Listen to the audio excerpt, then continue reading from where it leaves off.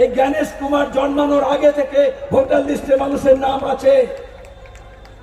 Election commission Gyanesh Kumar, নামটা জ্ঞানেশ কুমার, কিন্তু আসলে জ্ঞান পাপী। আরএসএস এর পরিকল্পনা।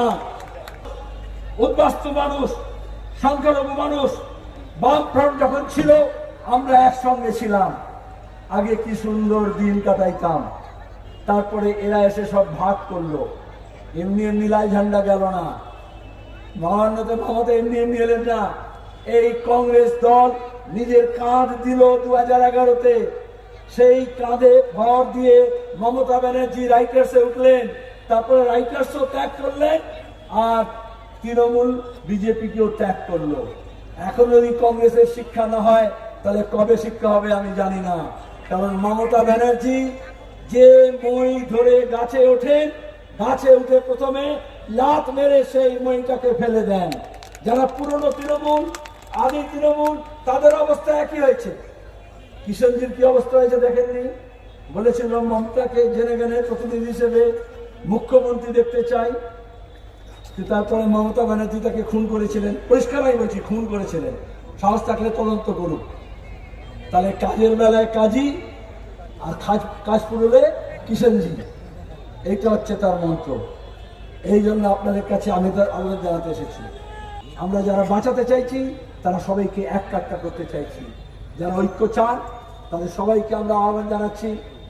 যদি নেতারা নাও শোনেন, আমি তাদের সমর্থক দলনীদেরকে বলছি, বৃহত্তর মালদা জেলায় কংগ্রেসকে বলছি, এই 2024 লোকসভা নির্বাচনে কংগ্রেস একটা আসন পেল কারণ বামপন্থীরা তার জন্য জানজি দিয়ে খেটেছিল, সমর্থন করেছিল। আর এখন কংগ্রেস মনে করছে, সবাই না, প্রদেশ কংগ্রেসের কোনো নেতা, দিল্লির কোনো নেতা মনে করছেন আচ্ছা এদিকে গেলে লাভ না ওদিকে গেলে লাভ। যেরকম দাঁড়িপাল্লায় বাটখারা নিয়ে ওজন করে না, আরে এটা কোনো শাকসবজি বিক্রি করার বাজার না। নীতি ঠিক করতে হবে।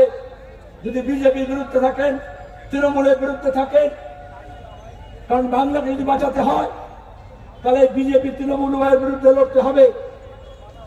কিন্তু ওদের দুরবস্থা, নিজেরা সিদ্ধান্ত নিতে পারে না। জেলা কংগ্রেস ভাবছে রাজ্য কংগ্রেস কি করবে, রাজ্য কংগ্রেস ভাবছে দিল্লির কংগ্রেস কি করবে। আমাদের এই বাংলাকে বাঁচাতে হলে কোনো হিল্লি দিল্লি না, বাংলার সব মানুষ যদি এক কাট্টা হয় তাহলে আমরা এই বাংলার জন্য কোনো 56 লাগবে না, কোনো 356 লাগবে না, 59কে আমরা শায়েস্তা করতে পারি। এবং সে কাজ আপনারা করবেন, সে কাজের প্রস্তুতি আপনারা আজকে নিয়েছেন। এটা মিটিং না। যুদ্ধের আগে একটা বিগুল বাজে, জানেন? ওই যে টিপু সুলতান সিরিয়াল হতো, মহাভারত হতো, তখন একটা বিগুল বাজাতো। আজকে আমরা এখান থেকে এই নির্বাচনে বিগুল বাজালাম। যুদ্ধের আগে একটা বিগুল বাজাতে হয়, সুতরাং ঘন্টা বেজে গেছে, যুদ্ধ ঘোষণা আমরা করছি। এটা লড়াই, এটা যুদ্ধ, এই লড়াই আমাদের জিততে হবে, হবে লড়াই।